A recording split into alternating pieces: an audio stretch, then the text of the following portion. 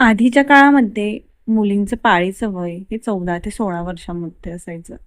पण आजकाल आपण सर्रास बघतो, की आपल्या आजूबाजूला असेल, आपल्या जवळपास असेल किंवा आपल्या घरातही असेल, तर मुलींचं जे पाळी येण्याचं वय आहे ते 8 वर्षापासून सुरू झालेलं आहे आणि 10 ते 11 वर्षामध्ये सर्रास पाळी येते. तर खरंच ह्या हा 9-10 वर्षामध्ये मुलींना पाळी येणं हे त्यांच्या हेल्थसाठी आणि फ्युचरसाठीही खरंच चांगलं आहे का? तर भविष्यात ह्या गोष्टीचा किती भयानक परिणाम त्यांच्यावर होऊ शकतो, याची आपल्याला कल्पनाही नाही. तर आजच्या भागात आपण हे जाणून घेणार आहोत, की आजकाल मुलींमध्ये प्युबरिटी का लवकर येत आहे, त्याची कारणे कोणती?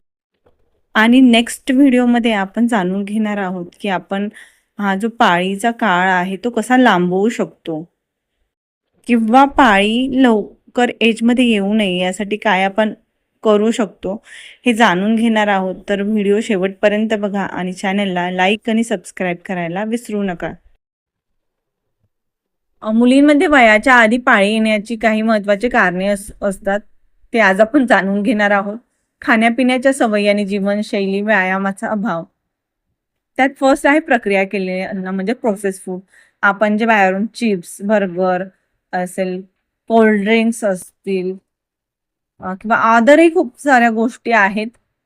तर त्या कशात येतात तर जंक फूडमध्ये. त्यामध्ये प्रिझर्व्हेटिव्ह ॲड केलेले असतात. टेस्टसाठी, कलरसाठी वेगवेगळे केमिकल्स ॲड केलेले असतात. ह्याच्या मुलींच्या आणि मुलांच्या हार्मोनवर खूप परिणाम होतो. सेकंड आहे लठ्ठपणा. शरीरात जास्त चरबी साचल्याने लेप्टिन नावाच्या हार्मोनमध्ये वाढ होते आणि ते जे हार्मोन आहे ते तारुण्य लवकर येण्यास मदत करते. नेक्स्ट आहे अन्नातील हार्मोन्सचा प्रभाव. सध्याच्या काळात दूध आणि मांसाहारी पदार्थाचं उत्पादन वाढवण्यासाठी त्यांना एस्ट्रोजन नावाचं इंजेक्शन दिलं जातं. आपण खूप सारे जे बॉयलर असतील किंवा अदरही खूप साऱ्या प्राण्यांना ते दिलं जातं. तर अशा पदार्थांच्या सेवनामुळे मुलांच्या शरीरातील जे हार्मोन्स आहे त्याचं संतुलन बिघडू शकतं. सध्या जे मुलं बेकरी प्रॉडक्ट्स खातात, केक असेल किंवा अदरही साऱ्या गोष्टी असतात, त्यामध्ये जे पाम ऑइल असतं, प्रिझर्वेटिव्ह असतात, टेस्टिंगसाठी पावडर वापरलेले असतात. त्यामुळेही मुलांच्या जे शरीरातील हार्मोन आहे त्याचे संतुलन बिघडू शकते आणि साखरेचाही वापर त्यात खूप जास्त प्रमाणात केलेला असतो. हेही मुलांसाठी चांगलं नसतं. नेक्स्ट आहे मानसिक ताण आणि वातावरणाचा परिणाम. मुलांना आता स्कूल असेल किंवा अदर सर्व गोष्टी आहे, याचा खूप त्यांच्यावर मानसिक ताण असतो आणि त्यानंतरही सततचा स्क्रीन टाईम, सतत मोबाईल, टीव्ही बघणे किंवा लॅपटॉपचा जास्त वापर आणि टीव्ही किंवा मोबाईलवर विशिष्ट साहित्य म्हणजेच काही क्लिप्स असतील, काही सिरियल्स असतील, हा पाहिल्यामुळे काय होतं तर त्यांच्या ज्या मेंदूतील पिट्युटरी ग्लँड आहे ती उत्तेजित होते आणि हार्मोन्स लवकर सक्रिय होतात. म्हणजे जे उशिरा व्हायला पाहिजे ते खूप लवकर त्यांना त्या गोष्टी समजायला लागतात. नेक्स्ट आहे रासायनिक घटक. त्यामध्ये सौंदर्य प्रसाधने, साबण, शॅम्पू ह्या साऱ्या गोष्टी येतात.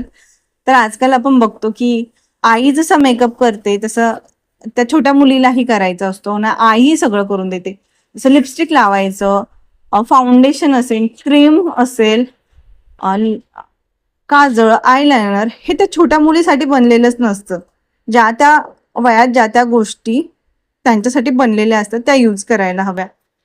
आणि काही कार्यक्रम असेल बाहेर तर छान दिसण्यासाठी, ते लहान मुलगी छानच असते, पण अजून उठून दिसण्यासाठी तिच्या त्या चेहऱ्यावर थरावर थर दिला असतो किंवा जे शॅम्पू यूज करतात त्यात केमिकल्स असतात. तर हे सगळं त्यांच्या हार्मोन्सवर इम्पॅक्ट करतं, कारण त्यात खूप जास्त प्रमाणात केमिकल्सचा यूज केलेला असतो.